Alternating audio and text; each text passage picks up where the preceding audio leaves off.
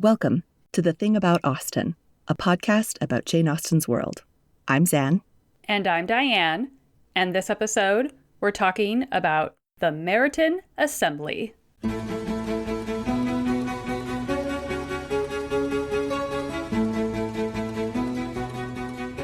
We are starting pretty early on in Pride and Prejudice when the Bennet family is discussing meeting their new neighbor, Mr. Bingley. Mrs. Bennet is desperate to introduce him to her daughters, but is unsure how that opportunity might present itself. And Lizzie points out that, "But you forget, Mama, that we shall meet him at the assemblies, and that Mrs. Long has promised to introduce him." And then finally, after much anticipation, Mr. Bingley makes his entrance at the Meryton Assembly. And this is from the text. And when the party entered the assembly room, it consisted of only 5 altogether: Mr. Bingley, his 2 sisters, the husband of the eldest, and another young man. Mr. Bingley had soon made himself acquainted with all the principal people in the room. He was lively and unreserved, danced every dance, was angry that the ball closed so early, and talked of giving one himself at Netherfield. Such amiable qualities must speak for themselves. He's there for a good time. Mr. Bingley just embodying his best golden retriever energy. Good old Bingley. Let's start with a definition of assemblies from Ephraim Chambers in his 1729 book, Cyclopedia, or a Universal Dictionary of Arts and Sciences. A book that every house should have, really. An assembly is a stated and general meeting of the polite persons of both sexes for the sake of conversation, gallantry, news, and play. That's my new favorite definition of anything, really. Conversation, gallantry, I love it. Yes. News and play, all the good things, all the things you want. So assemblies were really an 18th century concept. They became popular between 1710 and 1720 and were initially just like what Chambers describes, meetings for men and women to have conversation, cards, and tea. It wasn't until the 1720s that public assemblies expanded to include dancing as part of the entertainment.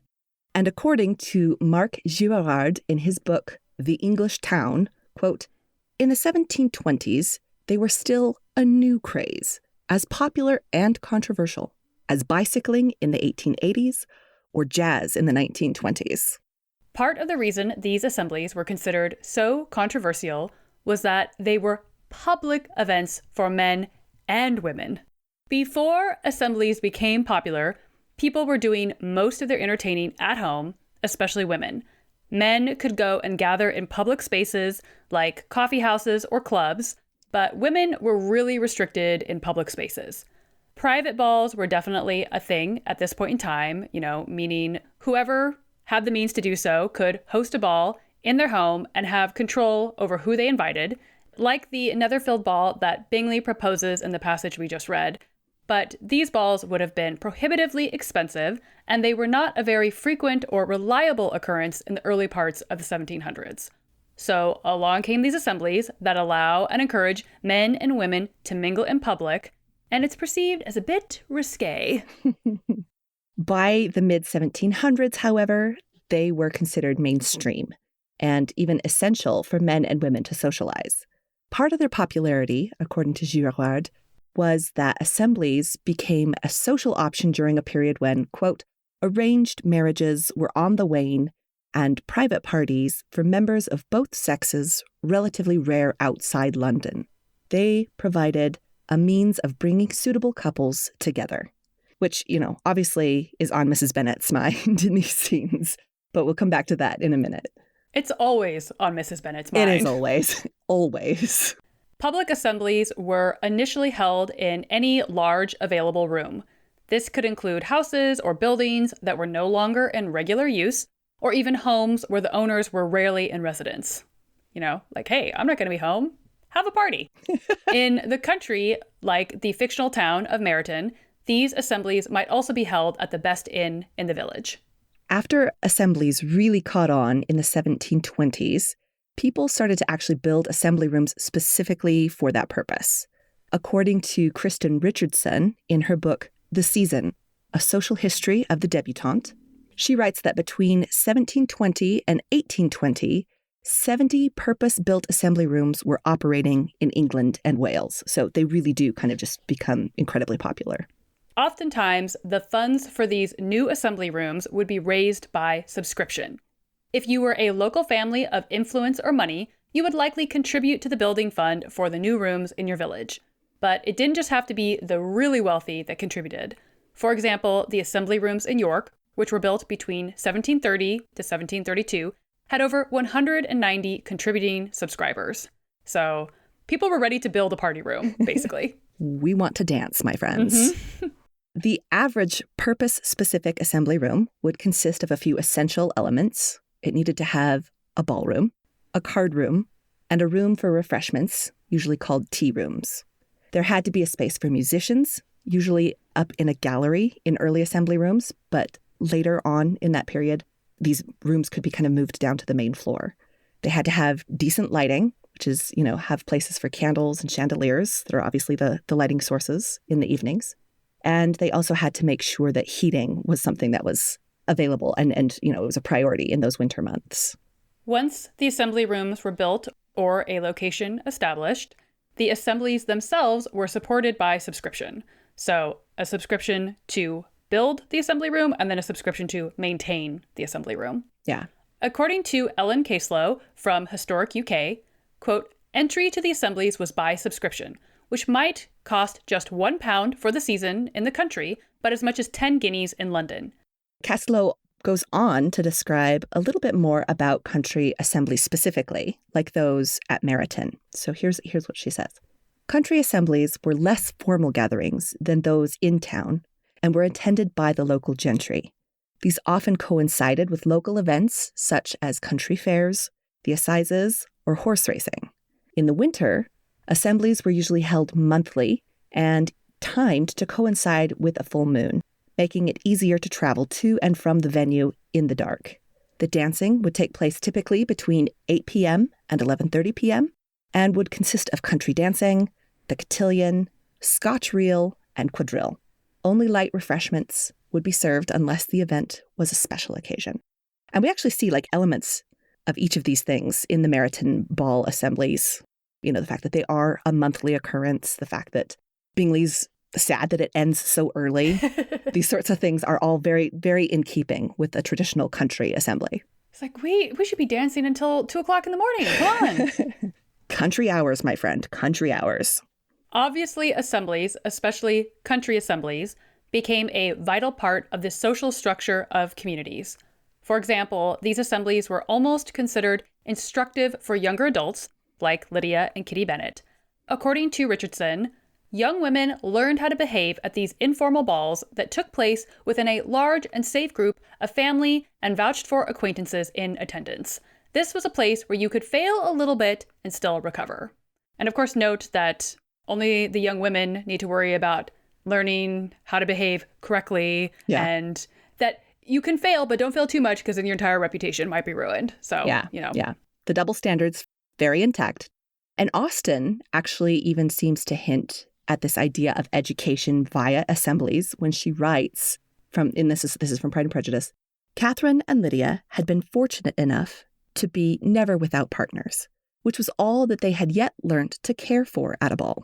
And so we get the idea that, their whole learning curve is just don't sit out a dance. That's all that they've really learned. And Mrs. Bennet would theoretically be the one who should be guiding and correcting any inappropriate behavior in her daughters at these assemblies. But there's none of that happening in this novel.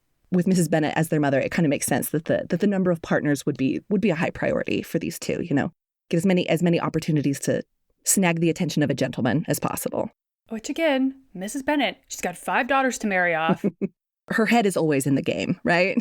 I'm not saying she goes about things in the best way, Mm-hmm. She is often her own worst enemy in this quest, but yes. I do appreciate where she's coming from. The lack of supervision or correction during this Meryton ball, though we don't have any indications that they are misbehaving, the way that Austen writes this scene, she's not giving us a ton of detail or dialogue for all the characters. But it really foreshadows the awkwardness that the Bennets experience at the Netherfield ball. A private ball would be a far less forgiving social setting, and it really demonstrates that the younger Bennets are not ready for anything like London society. They would be just chewed up and spit out. Oh, definitely. Yeah.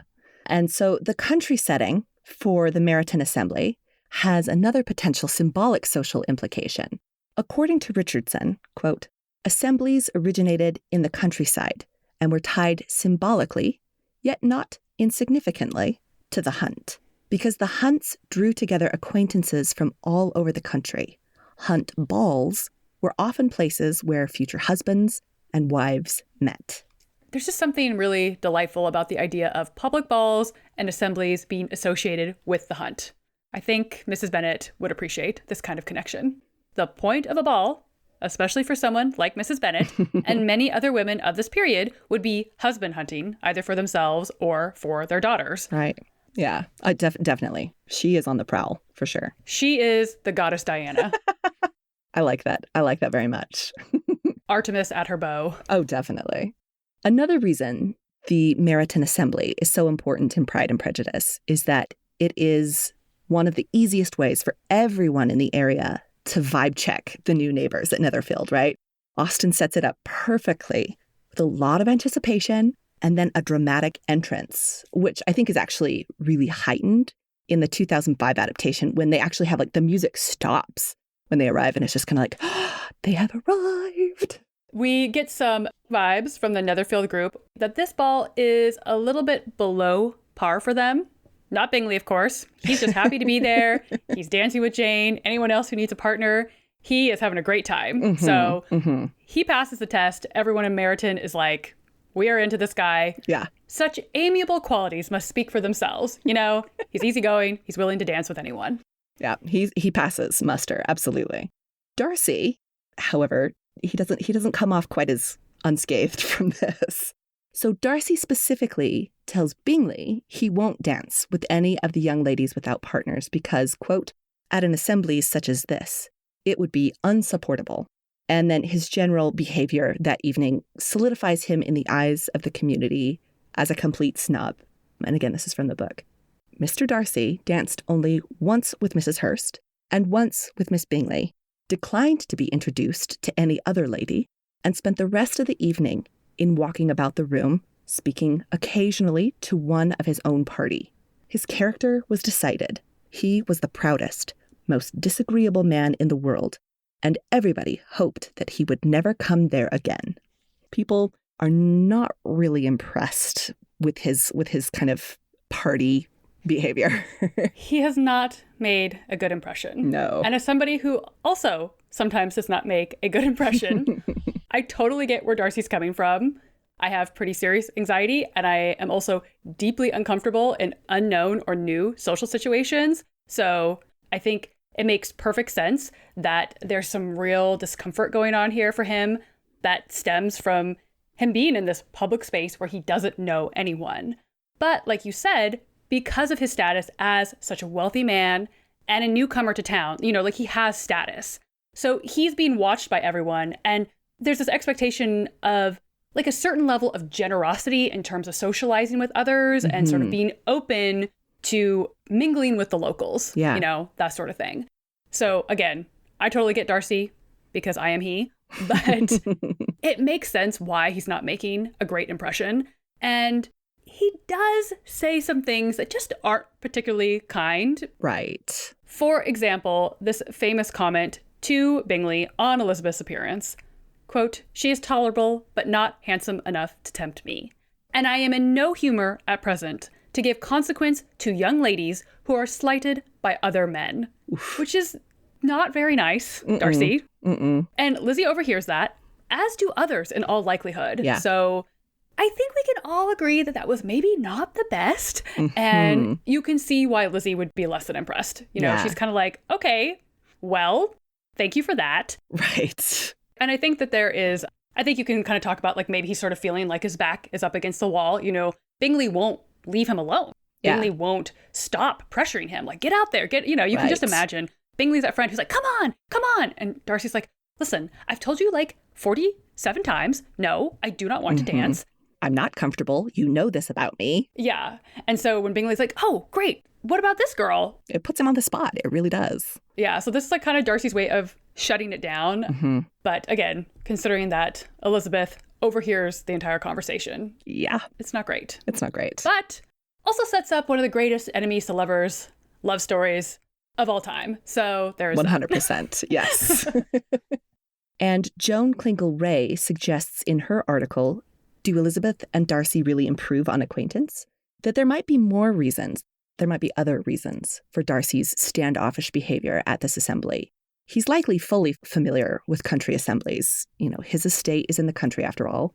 And his bestie is Bingley, whose family earned their fortune in trade. So she's saying, I don't think that Darcy's just being like elitist here.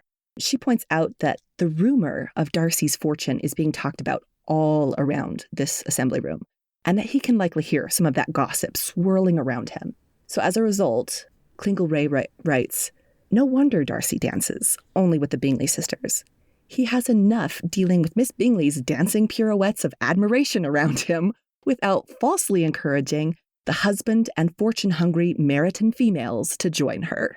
Dancing pirouettes of admiration. I want that on a t-shirt now. Like, I really want this. That is chef's kiss. What a great description. So good. But yeah, again, I think that makes perfect sense. Like, if you think about Darcy as someone who is already uncomfortable in these kinds of situations, and then on top of that, consider the fact that he would be seen as this huge prize on the marriage mart.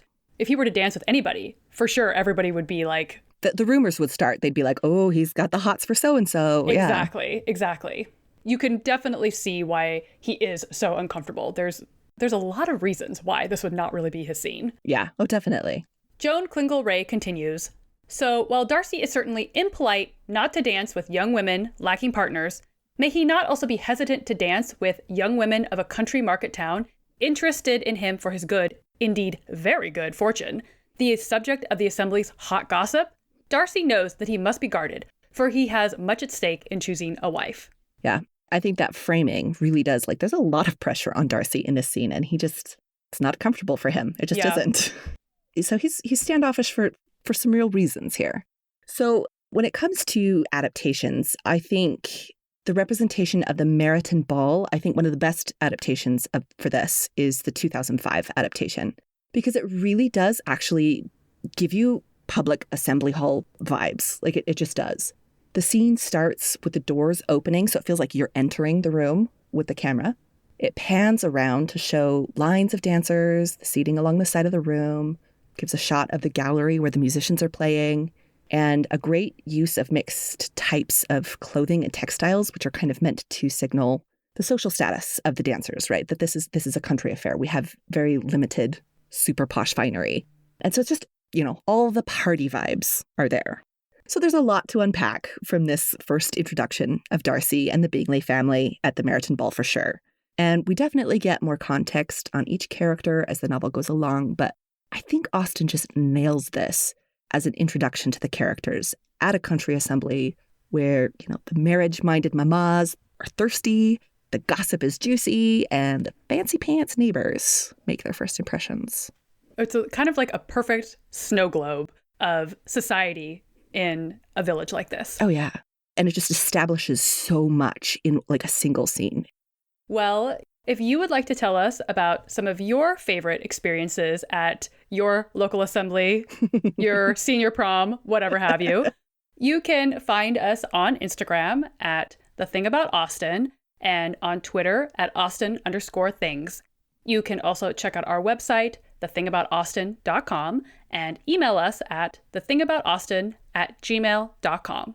We also wanted to thank everyone who contacted us regarding our episode on General Tilney's China. Mm-hmm. Megan Marie, Alexa Lee, and Elizabeth all provided us with additional detail on the blue transfer printing process. Megan Marie was especially patient in trying to answer my questions about how it worked with water and all of that. Mm-hmm. Alexa Lee also shared a great video on how they do the process at Spode, which we will add to our show notes for that episode on our website. So I definitely recommend checking that out. Mm-hmm. And Lisbeth, who is working on her master's in archaeology on the use of ceramics in 17th and 18th century Belgium, mentioned that from the second half of the 18th century onwards, Staffordshire pottery was everywhere here too. Yeah, it made it through Europe, yeah. Yeah, so an example of how popular this pottery was. And then a little bit more from her email. Transfer printing is a process to decorate pottery. First, an illustration is engraved on a copper plate, which is then covered in a kind of very diluted clay paste with added cobalt, where the blue color comes from. This illustration is printed onto a piece of paper or wax and is subsequently pressed onto a piece of pottery which has already been fired once. After the illustration is printed onto the vessel, it is covered in a glaze, hence underglaze, and fired again. This process really was revolutionary because now pottery could be decorated with the same illustrations time and again. Before this, every decorated vessel was painted by hand by very skilled artists. The transfer printing process greatly contributed to the industrialization of the pottery industry in England, which is why this pottery was found everywhere in Europe. So, making it easier to reproduce. Yeah, and that makes sense why it would proliferate so much as well. So thank you again to everyone who shared their additional knowledge with us. Yes. And stay tuned for next episode, where we will be talking about the bath paper with our guest, Barbara Heller. Thanks for listening. Bye.